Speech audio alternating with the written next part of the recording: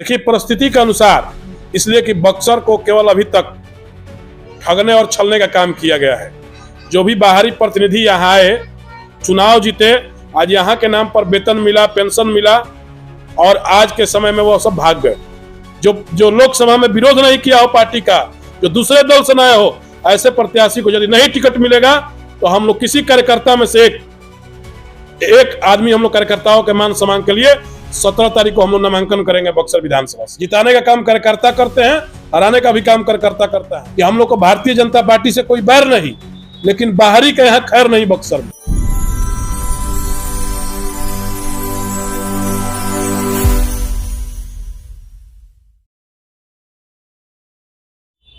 विधानसभा चुनाव 2 टर्म में सुनिश्चित किया गया है और क्या लग रहा है कि बक्सर की राजनीति किस ओर जा रही है?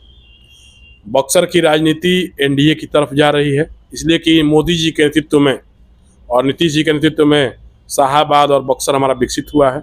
आज चौसा में पावर प्लांट है, आज 4 लाइन बन रहा है बक्सर से लेकर पटना तक। आज हम लोग के पास मेडिकल कॉलेज डुमराव में बन रहा है। आज हम लोग को कई इंडस्ट्री, कोको कोला का प्लांट लगा है, ब्रह्मपुर में जेके सुपर सीमेंट लगा है, आपको कई फैक्ट्रियाँ नई नई आ रही हैं। तो इसलिए बक्सर जो है पूरी तरीके से तैयार है।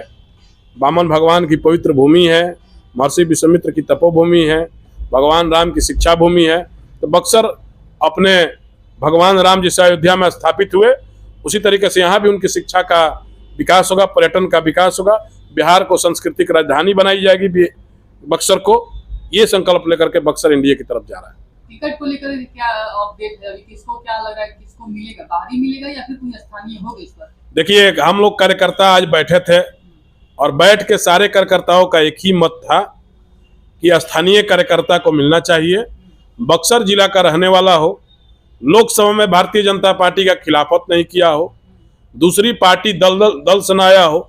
ऐसे व्यक्ति को यदि टिकट मिलता है तो निश्चित रूप से भारतीय जनता पार्टी के हम लोग कार्यकर्ता तन, मन और धन तीनों तरीके से मिल करके लड़ाई लड़ेंगे और उस कार्यकर्ता को हम लोग बक्सर विधानसभा से चुनाव जिताने का काम करेंगे। ये हम लोगों ने आज संकल्प लिया है और बक्सर में पिना हम लोग कमल का फूल खिलाएंगे और एनडीए की सरकार बनाएंगे। एक तरफ कमल का फूल खिलाने की भी बात कर रहे हैं और दूसरी तरफ आप चुनाव लड़ने की भी बात कर रहे हैं, तो क्या लग रहा है कि आप कैसे ये काम कीजिएगा? देखिए, परिस्थिति के अनुसार, इसलिए कि बक्सर को केवल अभी तक ठगने और छलने का काम किया गया है।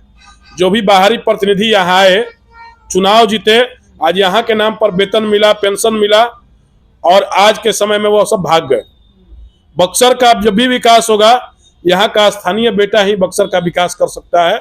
इसलिए कार्यकर्ताओं के मान सम्मान के लिए यदि स्थानीय प्रत्याशी, इस जिले के रहने वाले प्रत्याशी को, जो लोकसभा में विरोध नहीं किया हो पार्टी का, जो दूसरे दल से न हो, ऐसे प्रत्याशी को यदि नहीं टिकट मिलेगा तो हम लोग किसी कार्यकर्ता में से एक आदमी हम लोग कार्यकर्ताओं के मान सम्मान के लिए 17 तारीख को हम लोग नामांकन करेंगे बक्सर विधानसभा से। आप बोले कि आज बैठक किए थे कार्यकर्ताओं के साथ, तो क्या उसमें किस कार्यकर्ता का नाम आप लोगों के जहन में चल रहा है? अभी यहाँ का मंडल अध्यक्ष भी और यहाँ का बूथ अध्यक्ष भी चुनाव लड़ने लायक भाजपा का होता है। इसी बात से समझ लीजिए कि भाजपा का जो मंडल अध्यक्ष होता है, जो बूथ अध्यक्ष होता है, वो दूसरी पार्टी के एनडीए विधायक से ज्यादा उसको ज्ञान और नॉलेज होता है।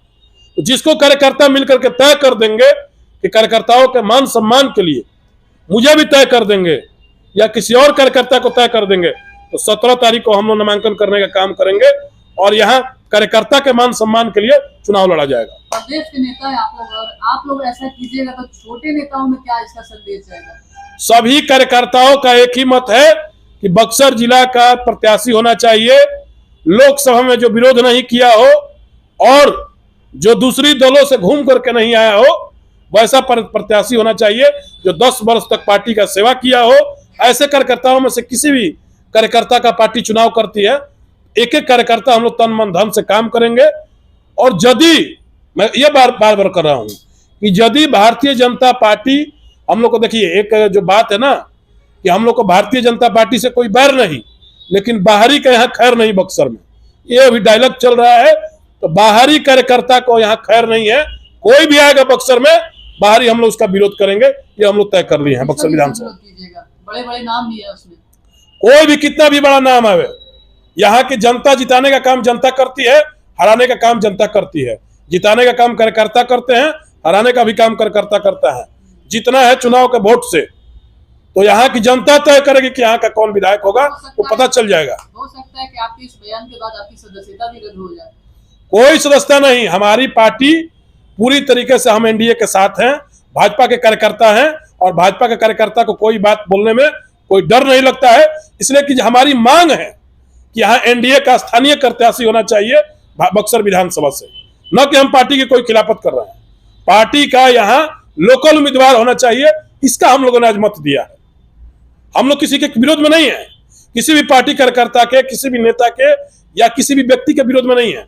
हम लोग ये कर रहे हैं कि स्थानीय उम्मीदवार को यहाँ तवज्जो मिलना चाहिए। जो स्थानीय उम्मीदवार होगा बक्सर जिला का, उसी को हम लोग चुनाव जिताने का काम करेंगे। एनडीए कितने सीटों पे जीतेगी? 22 में 22 हम लोग पूरे शाहाबाद में एनडीए को जिताने का प्रण लिए हैं। 22 में 22 जिताने का हम लोग का लक्ष्य है।